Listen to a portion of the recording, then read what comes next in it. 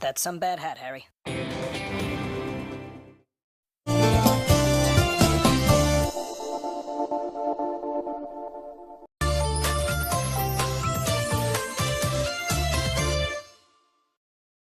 ...2026 hayalleriniz için bugünden bir adım atın. Geleceğinizden emin olun. Emin ev, araç ve iş yeri almanın en kolay yolu. Saç dökülmesini ve yıpranmayı aynı anda çözmek mümkün mü? Evet. Yeni keşfim Bioblast onarıcı ve dökülme karşıtı şampuan. Keratin ve kolajen içeren formülüyle saç dökülmesini önler ve saçı kökten uca onarır. Bioblast ile saçlarım onarılmış ve daha hacimli. Üstelik dökülmüyor. Bioblast, saç dökülmesine karşı onarıcı ve dolgunlaştırıcı bakım serisi.